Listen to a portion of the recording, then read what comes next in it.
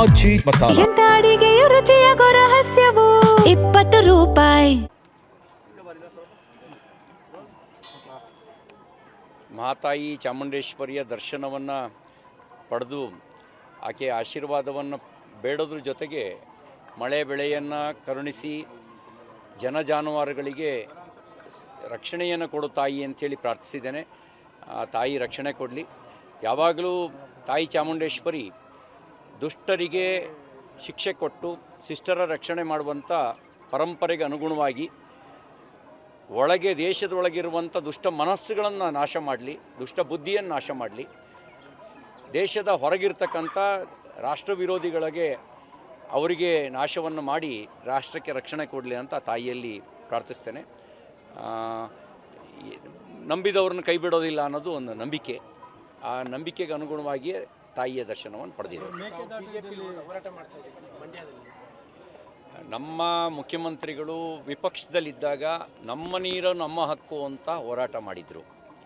ಅವರು ಮುಖ್ಯಮಂತ್ರಿ ಆದಮೇಲೆ ಸಾರ್ವಜನಿಕವಾಗಿ ಒಂದು ಹೇಳಿಕೆ ಕೊಟ್ಟರು, ಯಾರೂ ಬಿತ್ತನೆ ಮಾಡಬೇಡಿ,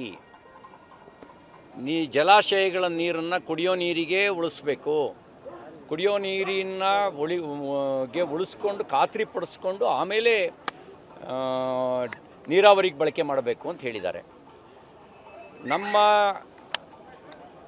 ಬೆಂಗಳೂರಿಗೆ, ಮೈಸೂರಿಗೆ, ಮಂಡ್ಯಕ್ಕೆ ಮತ್ತು KRSನ ಮೂಲದಿಂದ ನಾವೇನು ಕಾವೇರಿಯಿಂದ ನೀರು ಕೊಡ್ತೇವೆ ಅದಕ್ಕೆ ಕುಡಿಯೋ ನೀರಿಗೆ ಲಭ್ಯ ಎಷ್ಟಿದೆ? ಮುಖ್ಯಮಂತ್ರಿಗಳೇ ಬಾಯ್ಬಿಡಿ. ನೀವು ನಮ್ಮ ನೀರು ನಮ್ಮ ಹಕ್ಕು ಅಂತ ಹೇಳಿದ್ದೀರಿ. ನಮ್ಮ ಜನರಿಗೆ ನೀರು ಕೊಡದೆ ನೀವು ತಮಿಳುನಾಡಿಗೆ ನೀರು ಬಿಡೋದು ಹೇಗೆ ನಮ್ಮ ಹಕ್ಕನ್ನು ಉಳಿಸಿದಂತೆ ಆಗುತ್ತೆ ಹೇಳಿ. ಅದಕ್ಕೆ ನಾವು ಮುಖ್ಯಮಂತ್ರಿಗಳ ಬೆಂಬಲಕ್ಕೆ ನಿಂತಿದ್ದೇವೆ.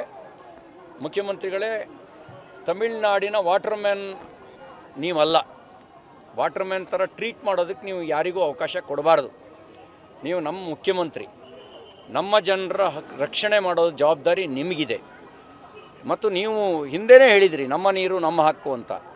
ನಮ್ಮ ನೀರು ಅದು ನಮ್ಮ ಹಕ್ಕು. ಆ ಹಕ್ಕಿನ ರಕ್ಷಣೆಗೆ ನೀವು ಮುಂಚೂಣಿಯಲ್ಲಿ ನಿಲ್ಲಿ, ನಿಮ್ಮ ಬಲಕ್ಕೆ ನಾವು ನಿಲ್ತೀವಿ. ನೀವು ನೀರು ಬಿಟ್ಟು ತಮಿಳುನಾಡಿನ ವಾಟರ್ಮ್ಯಾನ್ ಥರ ಆಗಬೇಡಿ ಅನ್ನೋದೇ ನಮ್ಮ ಆಗ್ರಹಪೂರ್ವಕವಾಗಿರತಕ್ಕಂಥ ವಿನಂತಿ ಇದೆ. ಮಾತುಕತೆ ಆಡಲಿ. ಮಾತುಕತೆ, ಪ್ರಜಾಪ್ರಭುತ್ವದಲ್ಲಿ ಮಾತುಕತೆಯೇ ಪರಿಹಾರ. ಅವ್ರಿಗೆ ತೋರಿಸ್ಬೇಕು ನಮ್ಮ ಜಲಾಶಯದ ಪರಿಸ್ಥಿತಿ ಏನಿದೆ, ಕುಡಿಯೋಕ್ಕೆ ನೀರು ಎಷ್ಟು ಬೇಕು, ಅವ್ರಿಗೆ ಮನವರಿಕೆ ಮಾಡೋ ಕೆಲಸ ಮಾಡಬೇಕು. ನಿಮ್ಮ ಮೆಟ್ಟೂರು ಜಲಾಶಯದಲ್ಲಿ ನೀರಿನ ಸ್ಟೋರೇಜ್ ಎಷ್ಟಿದೆ, ಇಲ್ಲಿ ಎಷ್ಟು ಸ್ಟೋರೇಜ್ ಇದೆ, ಅವ್ರಿಗೆ ಮನವರಿಕೆ ಮಾಡಲಿ.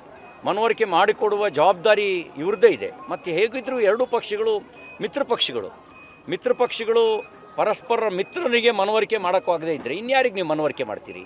ಹಾಗಾಗಿ ನಿಮ್ಮ ಜವಾಬ್ದಾರಿ ಇದೆ, ಮನವರಿಕೆ ಮಾಡಿ ಹೆಚ್ಚುವರಿ ನೀರಿದ್ದರೆ ಬಿಡಿ, ಹೆಚ್ಚುವರಿ ನೀರಿಲ್ಲದೆ ಇದ್ದರೆ ಅವ್ರಿಗೆ ಮನವರಿಕೆ ಮಾಡೋ ಜವಾಬ್ದಾರಿ ನಿಮ್ಮದಿದೆ. ಒಂದು ಕಡೆ ಸಚಿವ ಸಂಪುಟದ ಗಲಾಟೆ ನಡೀತಾ ಇದೆ, ಇನ್ನೊಂದು ಕಡೆ